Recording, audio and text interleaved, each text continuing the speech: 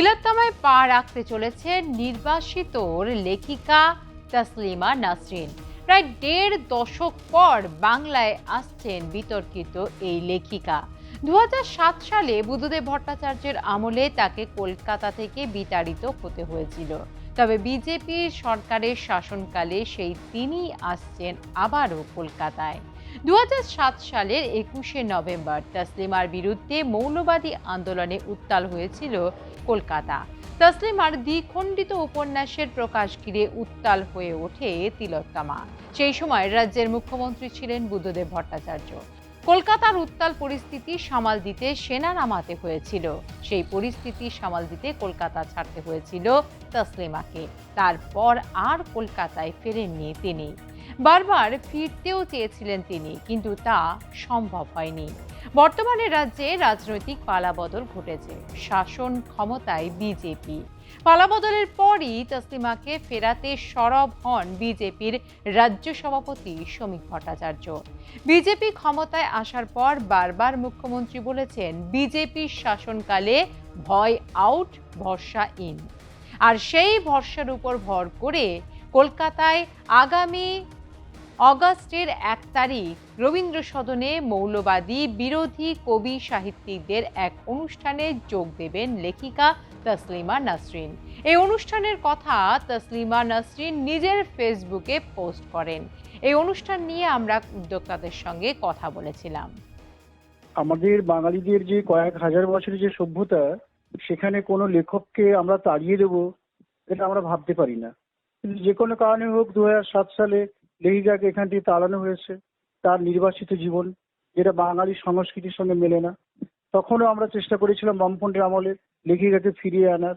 পরবর্তীকালে তৃণমূল সরকারের আমলেও চেষ্টা করেছি। এমনকি আমি নিজে দিদিকে বলেছিলাম যে আপনি আসুন, আমি হাইকোর্ট থেকে পারমিশন করে হলেও আপনাকে নিয়ে আসবো। কিন্তু যে কোনো কারণে সিকিউরিটি রিজনে সরকার যেহেতু পক্ষে ছিল না, আনা হয়নি। এবারে আমি আবার একটা উদ্যোগ নিয়েছিলাম আমরা, আমার সঙ্গে আরো কয়েকজন। তখন দিদি কনসেন্ট দিলেন। আমি বললাম বাকি দায়িত্বটা আমার, আমি কনসেন্টটা দিন। উনি কনসেন্ট দিয়েছেন। তারপরে সরকারের সঙ্গে বসেছি। সরকারের স্বয়ং মাননীয় মুখ্যমন্ত্রী বলেছেন তিনি বাকি সমস্ত ব্যাপার দেখে দেবেন, সিকিউরিটির ব্যাপারটা। সেই নিয়ে ব্যাপারটি ফাইনাল হয়েছে।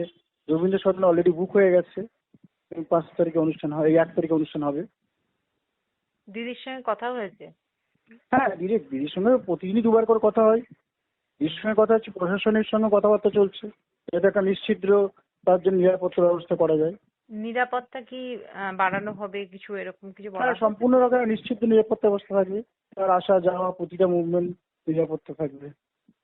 আচ্ছা, তিনি সেদিনই আসছেন, মানে ১ তারিখে হ্যাঁ আসছেন? হ্যাঁ আসছেন, হ্যাঁ হ্যাঁ হ্যাঁ। তারপরে তিনি ১ তারিখে চলে যাবেন না কলকাতায় থাকবেন? না, থাকবেন উনি ১ তারিখ। মানে থাকবেন। ২ তারিখেও থাকবেন।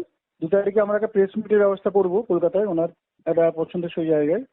তারপর উনি ফিরে যাবেন। মূলত অনুষ্ঠানে আমরা নাগরিক সমাজের পক্ষ থেকে ওনাকে একটা অভ্যর্থনা জানাবো, যেটা মাননীয় মুখ্যমন্ত্রী মাধ্যমে এবং লেখক শীর্ষেন্দু মুখোপাধ্যায়ের মাধ্যমে দেওয়া হবে। উনি সেটা গ্রহণ করবেন। আমরা আমাদের অনুভবের কথা বলবো। উনি ওনার নির্বাসিত জীবনের অভিজ্ঞতা শেয়ার করবেন। তারপর ১ ঘন্টা উনি ওনার কবিতা বলবেন। কিছু গান হবে, ওনার কবিতাকে কেন্দ্র করে কিছু গান হয়েছে, সেই গান হবে। এই মোটামুটি ২ ঘন্টা ১৫ মিনিটের অনুষ্ঠান শেষ হবে। আবারও প্রিয় শহর কলকাতায় আসতে চলেছেন তসলিমা নাসরিন। এই নিয়ে আমরা কথা বলেছিলাম শিক্ষাবিদদের সঙ্গে। তসলিমা নাসরিন ব্যক্তিগতভাবে আমার পরিচিত। যখন তসলিমা নাসরিনকে কেউই চিনতেন না কলকাতায় তথা পশ্চিমবঙ্গে তথা ভারতে, সেই রকম সময়ে তিনি এসেছিলেন। বয়স খুবই কম, ডাক্তারি পাশ করেছে। ব্যক্তিত্ব হিসাবে কোন রকম পরিচিতি এখানে হয়নি।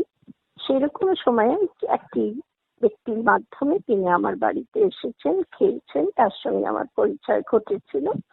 সেইভাবে আমি তাকে জানি। এটা ব্যক্তিগত পরিচয়।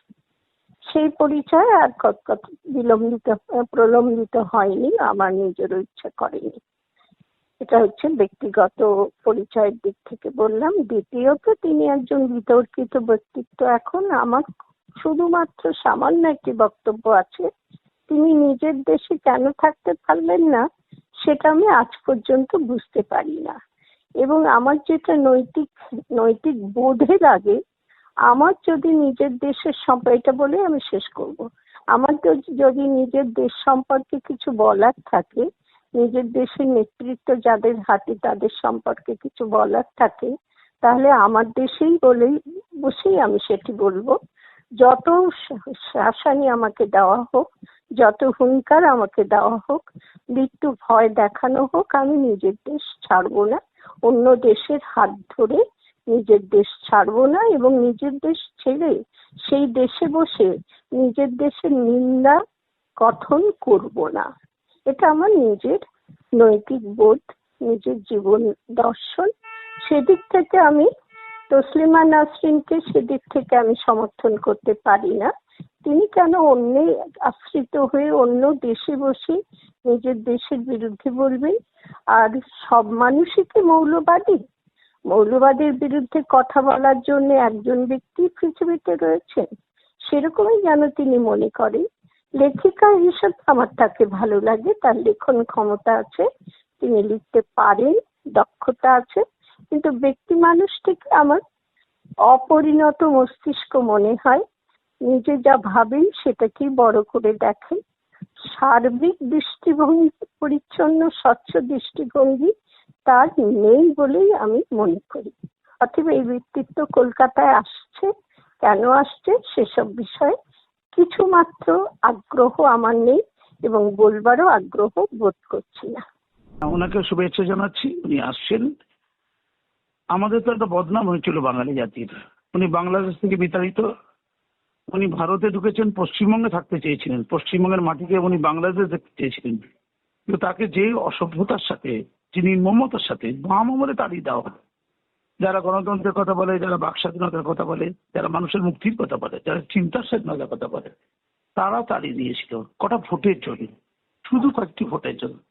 তারপরে তৃণমূল সরকার, সে তো মমতাজ বেগমের সরকার ছিল, সেখানে তো তসলিমা নাসরিনের বা মাসুম আক্তারের কোনো স্থান থাকে না। আমাকে যখন 2015 সালে রক্তাক্ত করা হয়েছিল, তখন কি বলা হয়েছিল? বলা হয়েছিল আমি তসলিমা নাসরিন সালমান রুশদিদের দোসর, তাদেরই সঙ্গী, এটা বলে লোহারটা মারা হয়েছিল। তো তসলিমা ম্যাডাম, উনি জানেন কিনা জানি না, তো এতদিন ধরে প্রসঙ্গ উঠেছিল যে বিজেপি রাষ্ট্রবাদী সরকার তাকে সম্মান দেবে কিনা, বিজেপি রাষ্ট্রবাদী সরকার। এই প্রসঙ্গের উত্তর পাওয়া যাচ্ছে, উনি আসছে, শুভেন্দু অধিকারীজির সরকার তাকে সম্মান দিচ্ছে, তাকে স্থান দিচ্ছে। তিনি লেখিকা, তিনি বাঙালি, তিনি আমাদের।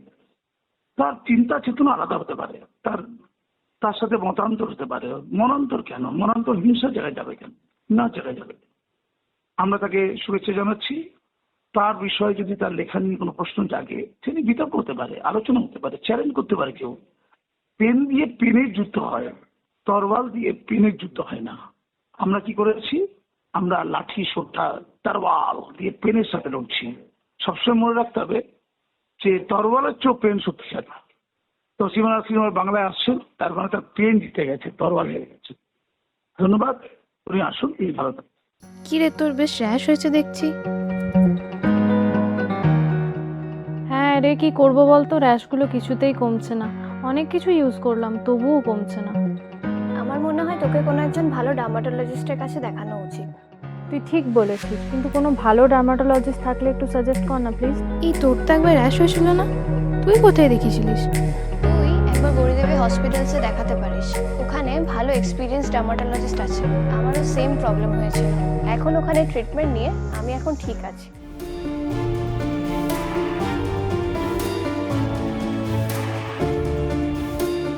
গৌরী দেবী হসপিটাল, রাজবাঁধ, দুর্গাপুর। যোগাযোগ 8001003333, 8001113333।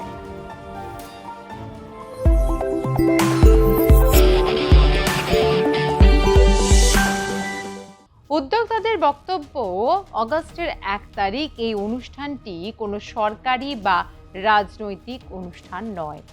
সেদিন রবীন্দ্র সদনে তসলিমা নাসরিনের নিজের কবিতা এবং কবিতার উপর তৈরি গান নিয়ে ঘণ্টাখানেকের একটি অনুষ্ঠান হতে চলেছে, যে অনুষ্ঠানকে ঘিরে থাকছে কড়া নিরাপত্তার ব্যবস্থা। মুখ্যমন্ত্রী শুভেন্দু অধিকারী সেই অনুষ্ঠানে উপস্থিত থাকবেন। এছাড়া থাকবেন বিভিন্ন জগতের বহু ব্যক্তিত্ব।